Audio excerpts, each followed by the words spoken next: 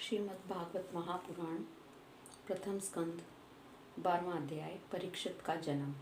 शौनक जी ने कहा, अश्वत्थामा ने जो अत्यंतम शास्त्र चलाया था उससे उत्तरा का गर्भ नष्ट हो गया था, परंतु भगवान ने उसे पुनः जीवित कर दिया। उस गर्भ से पैदा हुए महाज्ञानी महात्मा परीक्षित के, जिन्हें शुकदेव जी ने ज्ञानोपदेश दिया था, जन्म कर्म मृत्यु और उसके बाद जो गति उन्हें प्राप्त हुई, वह सब यदि आप ठीक समझें तो कहें। हम लोग बड़ी श्रद्धा के साथ सुनना चाहते हैं। सूत जी ने कहा, धर्मराज युधिष्ठिर अपनी प्रजा को प्रसन्न रखते हुए पिता के समान उसका पालन करने लगे।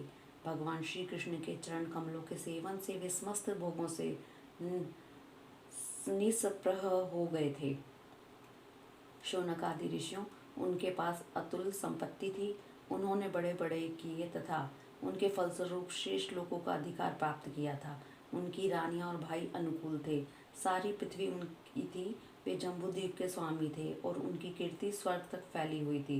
उनके पास भोग की ऐसी सामग्री थी जिसके लिए देवता लोग भी लालायित रहते हैं, परंतु जैसे भूखे मनुष्य को भोजन के अतिरिक्त दूसरे पदार्थ नहीं सुहाते, वैसे ही उन्हें भगवान के सिवा दूसरी कोई वस्तु सुख नहीं देती थी।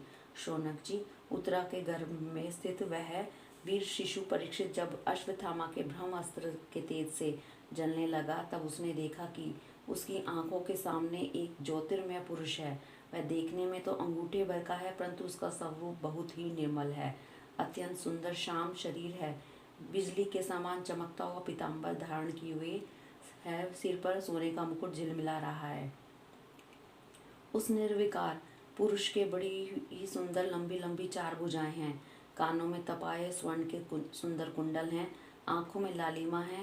हाथ में लूके के समान जलती हुई गदा लेकर उसे बार बार घुमाता जा रहा है और स्वयं शिशु के चारों ओर घूम रहा है। जैसे सूर्य अपनी किरणों से कोहरे को भगा देते हैं, वैसे ही वह उस गदा के द्वारा ब्रह्म अस्त्र के तेज को शांत करता जा रहा था। उस पुरुष को अपने समीप देखकर वह गर्भस्थ शिशु सोचने लगा कि यह कौन है। इस प्रकार उस 10 मास के गर्भस्थ शिशु के सामने ही धर्म रक्षक अप्रमेय भगवान श्री कृष्ण ब्रह्म अस्त्र के तेज को शांत करके वहीं अंतर ध्यान हो गए।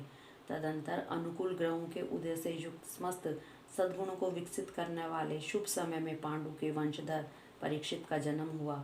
जन्म के समय से ही वह बालक इतना तेजस्वी दिख पड़ता था, मानो स्वयं पांडु ने फिर से जन्म लिया हो। पुत्र के जन्म की बात सुनकर राजा युधिष्ठिर मन में बहुत प्रसन्न हुए। उन्होंने धूम्य, कृपाचार्य आदि ब्राह्मणों से मंगल वाचन और जात कर्म संस्कार करवाए। महाराज युधिष्ठिर दान के योग्य समय को जानते थे। उन्होंने प्रजा तीर्थ नामक काल में नाल कटने के पहले ही ब्राह्मणों को सुवर्ण, गोएं, पृथ्वी, गांव, उत्तम जाति के हाथी, घोड़े और उत्तम अन्न का दान किया।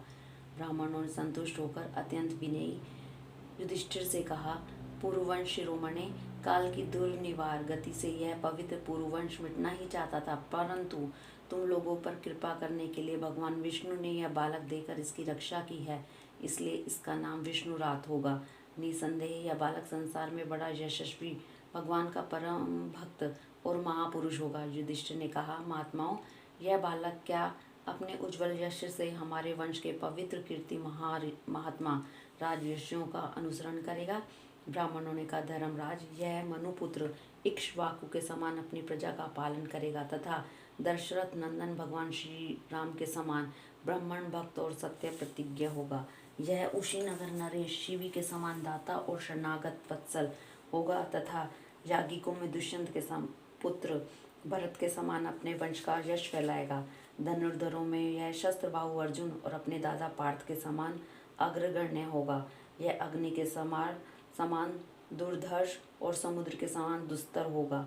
यह सिंह के समान पराक्रमी, हिमाचल की तरह आश्रय लेने योग्य, पृथ्वी के सदृश तितिक्षु और माता पिता के समान सहनशील होगा। इसमें पितामह ब्रह्मा के समान समता रहेगी। भगवान शंकर की तरह यह कृपालु होगा और संपूर्ण प्राणियों को आश्रय देने में यह लक्ष्मीपति भगवान विष्णु के समान होगा। यह समस्त सद्गुणों की महिमा धारण करने में श्री कृष्ण का अनुयायी होगा। रंतिदेव के समान उदार होगा और ययाति के समान धार्मिक होगा। धैर्य में बलि के समान और भगवान श्री कृष्ण के प्रति दृढ़ निष्ठा में यह प्रहलाद के समान होगा। यह बहुत से अश्वमेध यज्ञों का करने वाला और विद्यों का सेवक होगा। इसके पुत्र राज ऋषि होंगे। मर्यादा का उल्लंघन करने वालों को यह दंड देगा। यह पृथ्वी माता और धर्म की रक्षा के लिए कलयुग का भी दमन करेगा। ब्राह्मण कुमार के शाप से तक्षक के द्वारा अपनी मृत्यु सुनकर यह सबकी आसक्ति छोड़ देगा और भगवान के चरणों की शरण लेगा। राजन, व्यास नंदन सुखदेव से यह आत्मा के यथार्थ स्वरूप का ज्ञान प्राप्त करेगा और अंत में गंगा तट पर अपने शरीर को त्याग कर निश्चय ही अभय पद प्राप्त करेगा। ज्योतिष शास्त्र के विशेषज्ञ ब्राह्मण राजा युधिष्ठिर को इस प्रकार बालक के जन्म लगन का फल बताकर और भेंट पूजा लेकर अपने अपने घर चले गए। वहीं यह बालक संसार में परीक्षित के नाम से प्रसिद्ध हुआ, क्योंकि वह समर्थ बालक गर्भ में जिस पुरुष का दर्शन पा चुका था उसका स्मरण करता हुआ लोगों में उसी की परीक्षा करता रहता था। देखें इनमें से कौन सा वह है। जैसे शुक्ल पक्ष में दिन प्रतिदिन चंद्रमा अपनी कलाओं से पूर्ण होता हुआ बढ़ता है, वैसे ही वह राजकुमार भी अपने गुरुजनों के लालन पालन से क्रमशः अनुदित बढ़ता हुआ शीघ्र ही सयाना हो गया। इसी समय सब जनों के वध का प्रायश्चित करने के लिए राजा युधिष्ठिर ने अश्वमेध यज्ञ के द्वारा भगवान की आराधना करने का विचार किया, परंतु प्रजा से वसूल किए हुए कर और दंड की रकम के अतिरिक्त और धन न होने के कारण वे बड़ी चिंता में पड़ गए। उनका अभिप्राय समझकर भगवान श्री कृष्ण की प्रेरणा से उनके भाई उत्तर दिशा में राजा मरुत और ब्राह्मणों द्वारा छोड़ा हुआ बहुत सा धन ले आए। उससे यज्ञ की सामग्री एकत्रित करके धर्मभीरु महाराज युधिष्ठिर ने 3 अश्वमेध यज्ञों के द्वारा भगवान की पूजा की। युधिष्ठिर के निमंत्रण से पधारे हुए भगवान ब्राह्मणों द्वारा उनका यज्ञ संपन्न कराकर अपने सुहृद पांडवों की प्रसन्नता के लिए कई महीनों तक वहीं रहे। शौनक जी, इसके बाद भाइयों सहित राजा युधिष्ठिर और द्रौपदी से अनुमति लेकर अर्जुन के साथ यदुवंशियों से घिरे हुए भगवान श्री कृष्ण ने द्वारका के लिए प्रस्थान किया। हरि ओम तत्सत।